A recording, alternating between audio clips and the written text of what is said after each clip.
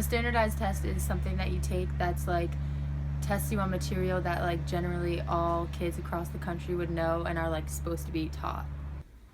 Standardized testing is a form of testing over a really, really large group of people to see what the average is of everybody, so you can see who's above average and who's below average. There are really long tests that you used to take in middle school and high school that everyone takes the same test and then they evaluate how smart or smarter you are. Same test given to a bunch of different similar people. Maybe it's separated by age, class, in order to determine their rank at the end of some sort of curriculum or semester. Standardized test is when every single person, no matter your level or the way you learn or like your grades in school, you take the same test and it's like multiple choice or free response, but everyone gets the same questions.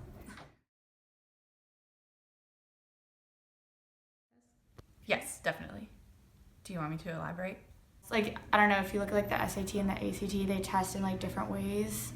So like one is more like, I don't know, comprehension based, and one is more like, I don't know, how you read the question and how the wording is and stuff. I don't know. Maybe throw, no, isn't that the point of standardized tests? I've taken tests to determine like what type of learner I am and like what are my strengths, like my learning strengths, and I've also taken standardized tests to know like the SAT and ACT to determine, you know, my depth of knowledge. No. It all seems pretty standard.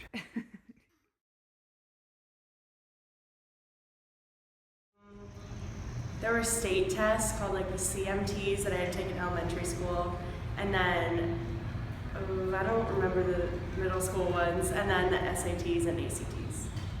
All through like lower school and like middle school, they made us take some government issued tests, and then in high school, like the SATs and ACTs. I took the SAT, but I know there's the ACT, but I've never taken it. In elementary school, I took the PACT test. Then, I don't remember middle school, and then I took the SAT and the ACT. So all throughout elementary school, we took the NJ Ask, and then when you apply to colleges, there's always the SAT and the ACT. I took both. I think you took both as well, right? Yeah. Yes, I took the SATs, ACTs, PCTs, PSSAs. I took a lot of those, stuff like that.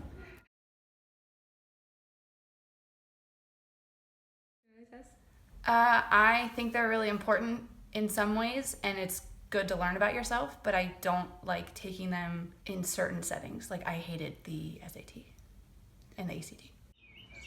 Go ahead, you go first. I do not like standardized testing. No, they're horrible.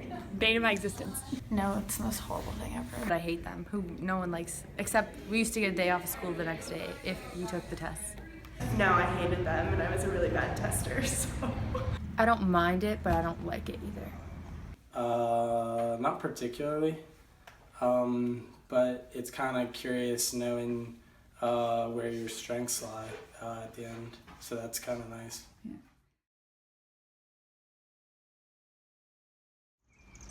I think that one test, if you take the test one time, it's not very accurate, but usually you're given multiple opportunities, and when you average those or take the best one, I think it is fairly accurate. And if you like look at people that study for those tests, not study the material, but study how to take the tests, they end up doing a lot better, which shows that like maybe they don't know the material as well, but they've learned how to be a better test taker and therefore get a better score.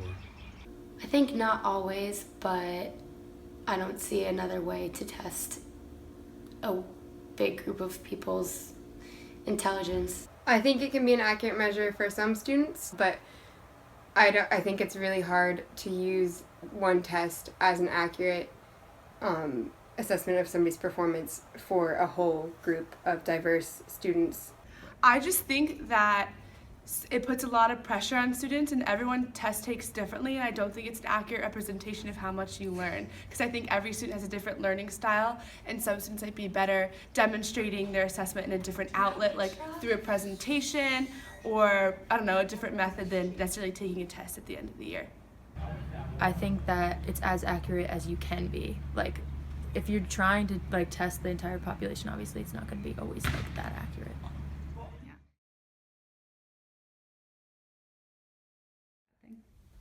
I think it depends on the setting. I think they're good if you're trying to help someone. I think they're bad if you're trying to put someone in a box.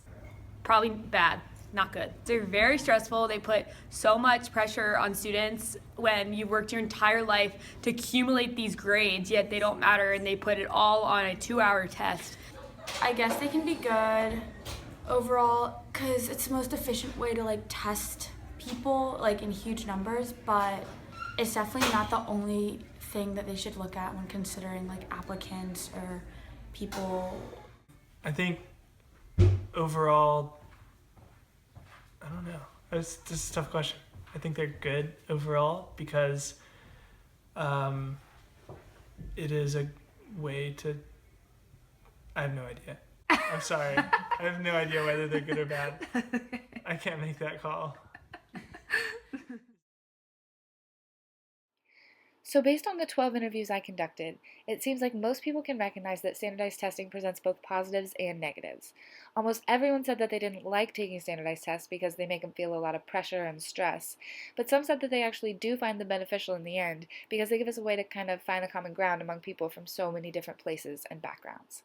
The one thing that almost everyone agreed on, though, was that one score on a standardized test is probably not the most accurate representation of what that student knows, and it definitely shouldn't be the sole thing taken into consideration if you're trying to measure that person's worth.